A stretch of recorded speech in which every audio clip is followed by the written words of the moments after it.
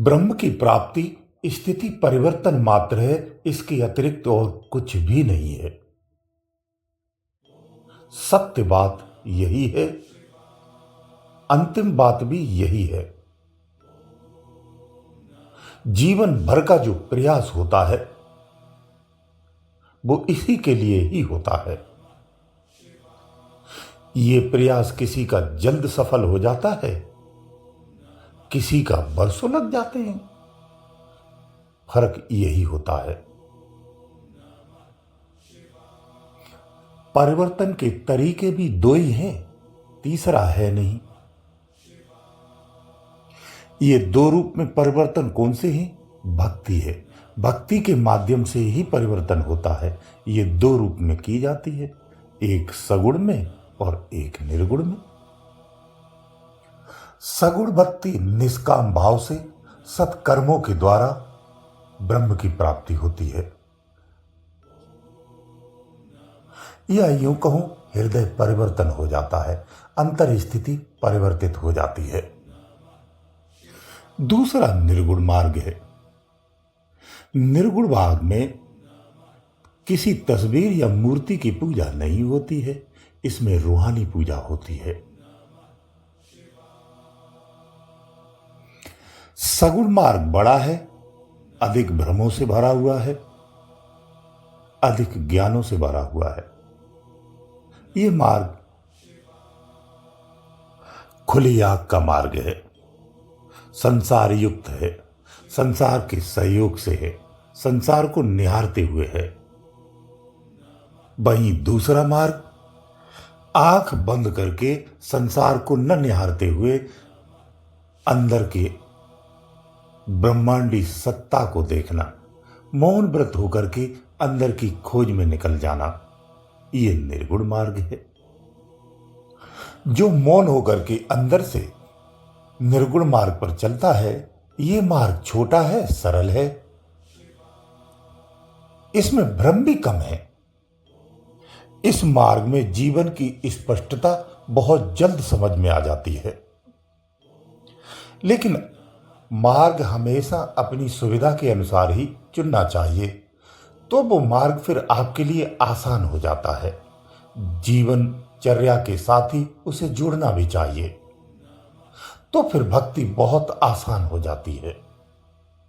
जब सगुण भक्ति का विस्तार करते हैं तो कई रूपों में भक्ति की जाती है।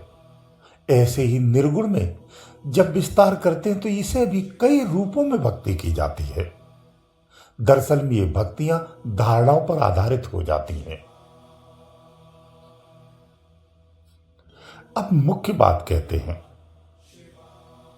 भक्ति आप कोई भी करते हो, आप अपनी सुविधा के अनुसार करते हो, वो अलग बात है। लेकिन मुख्य बात यह है, आंतरिक परिवर्तन होना चाहिए। जब आप गहराई से देखेंगे, समझेंगे तो स्पष्ट समझ में आता है, खुद के द्वारा ही खुद का परिवर्तन करना होता है।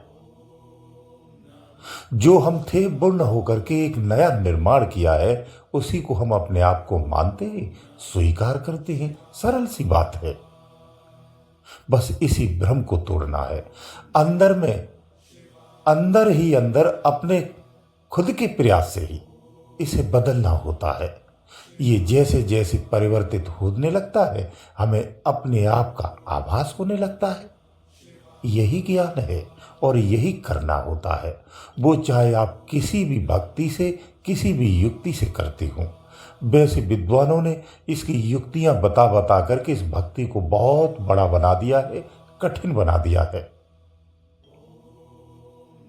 अब यहां प्रश्न ये आ जाता है कि ये परिवर्तन कैसे होगा, भक्ति कैसे होगी?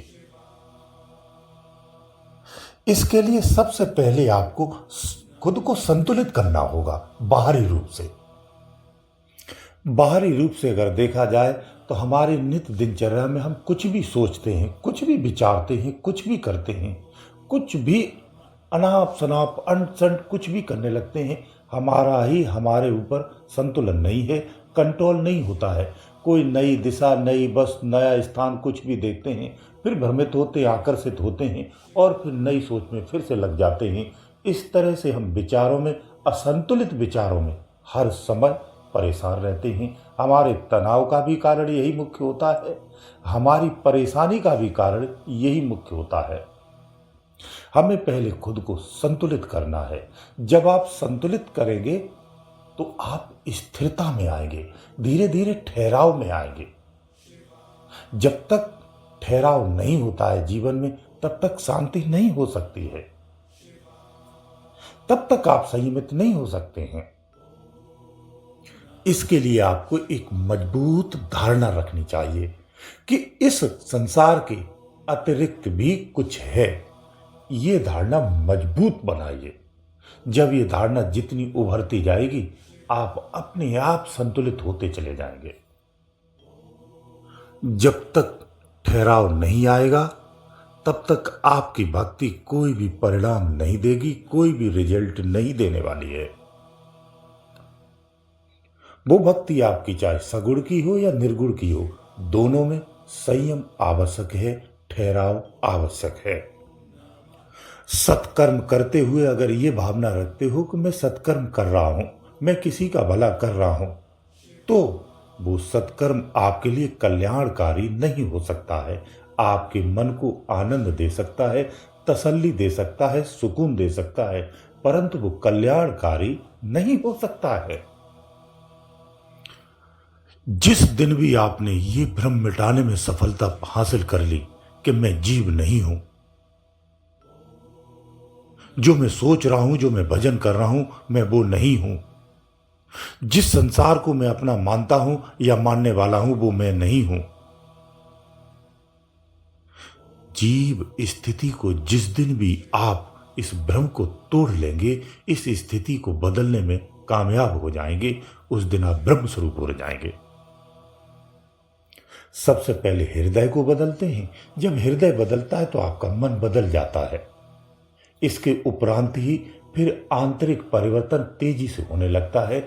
जो आपका मुख्य परिवर्तन है वो इसके बाद ही हो पाता है। अगर हृदय परिवर्तन नहीं है तो फिर आप भक्ति में आगे अपने निज का परिवर्तन करना संभव नहीं है।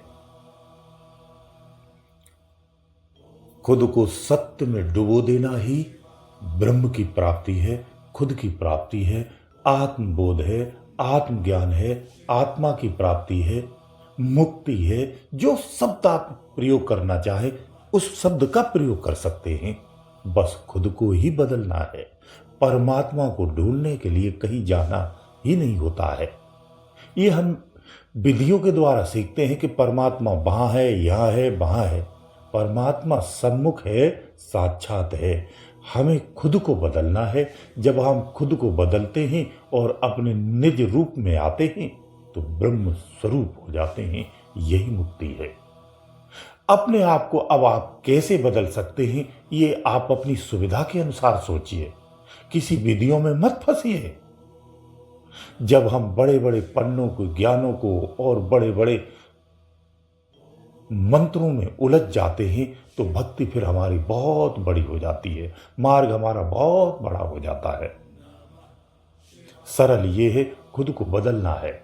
आप खुद को किस तरह से बदल पाते हैं ये आप पर निर्भर करता है। जिस दिन भी आप अपने आप को बदल लेंगे, आपको ईश्वर की प्राप्ति हो जाएगी। गुरुदेव दयालु।